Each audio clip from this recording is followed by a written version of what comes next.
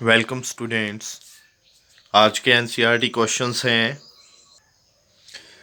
16 ग्राम ठोस सल्फर में sulphur acid के अणुओं की संख्या का परिकलन कीजिए। ये अपना क्वेश्चन है भाई कि 16 ग्राम क्या दिया है। 16 ग्राम अपना ठोस सल्फर दिया गया है, इसमें हमें एसिड के अणुओं की संख्या निकालनी है।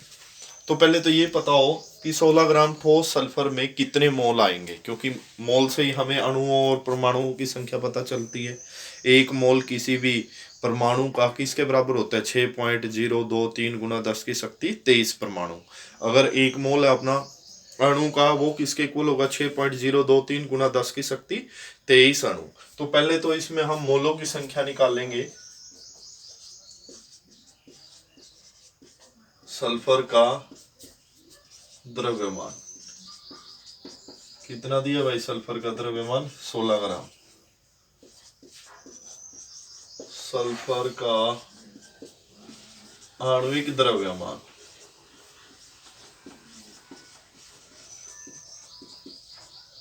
जो मोलर द्रव्यमान भी आप लिख सकते हैं, एक ही बात है भाई।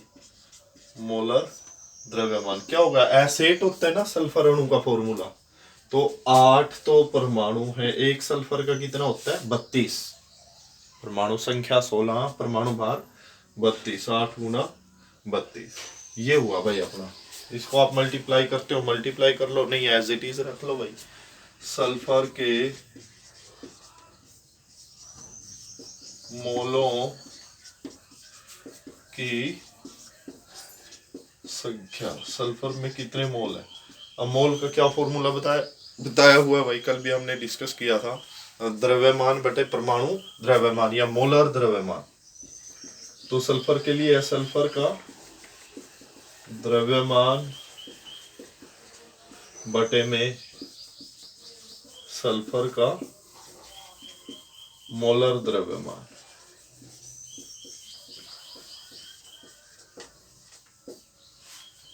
तो सल्फर का द्रव्यमान कितना है? 16 ग्राम। मोलर द्रव्यमान कितना? 8 गुना 32। 16 एकम 16, 16 दूनी 32, 1/16। इतना है सल्फर में मोलों की संख्या। ये तो आई है मोलों की संख्या। हमें क्या निकालनी है? अणुओं की संख्या। मोलों की संख्या आ गई है। 16 ग्राम ठोस सल्फर में अणुओं की संख्या। अब एक मोल किसके बराबर होता है? 6.023 गुना 10 की शक्ति 23। अब मोल कितना है? 1/16।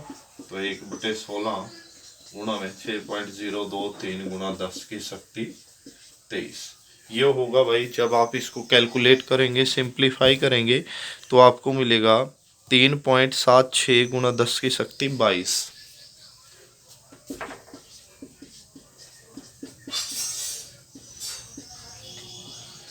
भाई ये मैंने कैलकुलेशन पहले ही कर ली थी ताकि आपका समय बच जाए, आप इसको निकाल कर देख सकते हैं।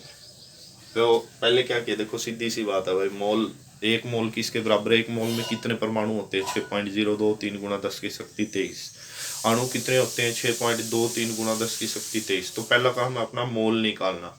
हमने क्या किया? सल्फर का क्या दिया था? द्रव्यमान दिया था। मोलर द्रव्यमान निकाल लिया। मोलों की संख्या क्या होती है? द्रव्यमान बटे मोलर द्रव्यमान। इतने मोल आ गए। अब एक मोल में इतने अणु होंगे। कितने मोल अपने पास? 1/16, 1/16 गुना जो आपने अणुओं की संख्या होगी। नेक्स्ट क्वेश्चन है हमारा 0.051 ग्राम एल्यूमिनियम ऑक्साइड में एल्यूमिनियम आयन की संख्या का परिकलन कीजिए। कितना दिया एल्यूमिनियम ऑक्साइड का? 0.051 ग्राम। इतने ग्राम एल्यूमिनियम ऑक्साइड में एल्यूमिनियम आयन की संख्या का परिकलन कीजिए। भाई कितने एल्यूमिनियम के आयन आएंगे? सबसे पहले तो आपको यही पता हो भाई, Al2O3 का मोलर द्रव्यमान कितना होगा भाई? 27 होता है। Al का दिया है खुद, 27 दूनी 54 प्लस 3 गुना 16, 16 दूनी 32, 48 और 54, 48 और 54 102। और Al का कितना है 27, लेकिन कितने Al है यहाँ 2। Al2 का द्रव्यमान, कौन सा द्रव्यमान, मोलर, वैसे निकालने की जरूरत नहीं थी ये, लेकिन समझाने के लिए 27 गुणा 2 कितना आएगा 54 ग्राम। तो 102 ग्राम Al2O3 में कितने ग्राम Al2 है भाई 54 ग्राम। Al कितना है 27 ग्राम। ये भी देखो कॉन्सेप्ट है, 102 ग्राम Al2O3 में Al2 का द्रव्यमान। अब कहेंगे ये क्यों कर रहे हैं हम भाई, हम आयन की संख्या तभी निकाल पाएंगे जब हमें Al के मोलों की संख्या पता हो, Al के, ना कि Al2 के। अभी Al2 के हैं भाई, ठीक है। तो हमें क्या पता हो, मोलों की संख्या। मोलों की संख्या के लिए क्या चाहिए, द्रव्यमान बटे मोलर द्रव्यमान। मोलर द्रव्यमान तो हमें पता ही है भाई 27 होता है Al का। द्रव्यमान कितना है Al का वो हमें निकालना है, उसके लिए ये कर रहे हैं। 102 ग्राम Al2O3 में Al2 का द्रव्यमान कितना हो गया, Al2 का द्रव्यमान 54।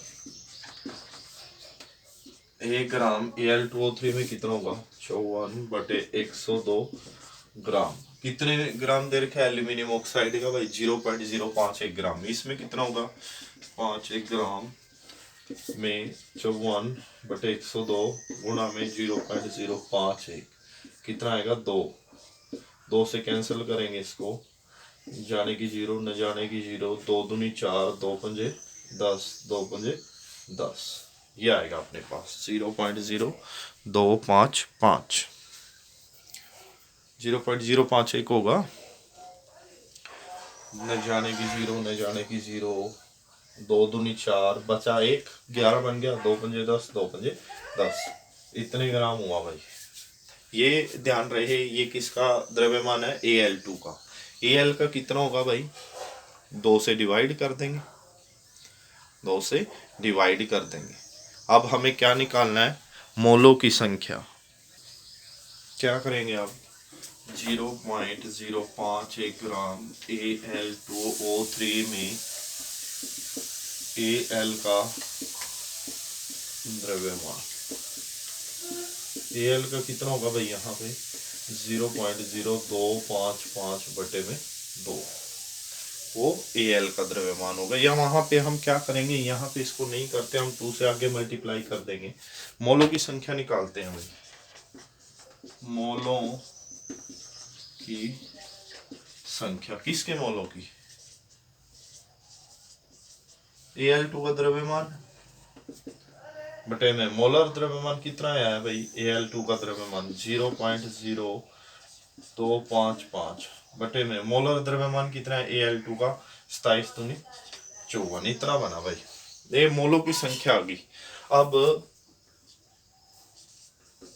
Al2O3 कितना है 0.051 ग्राम Al2O3 में किसकी संख्या निकालनी है, एल्यूमिनियम आयन की संख्या, 3 पॉजिटिव आयन की संख्या। एक तो भाई ये बात ध्यान में रहे, हम क्या निकालते हैं, एक मोल में कितने आयन होते हैं 6.023 गुणा 10 की शक्ति 23। लेकिन एक बात और ध्यान में रहे, यहाँ Al2 के मोलों की संख्या है, Al2 के लिए निकाल रहे हैं तो 2 तो वैसे गुण होगा, 2 गुणा नंबर ऑफ मोल 0.0255 बटे में 54 गुणा में 6.022 गुणा 10 की शक्ति 23, ये आएगा भाई 0.051 ग्राम Al2O3 में Al3 पॉजिटिव आयन की संख्या। आप इसको आगे कैलकुलेट कर सकते हैं भाई।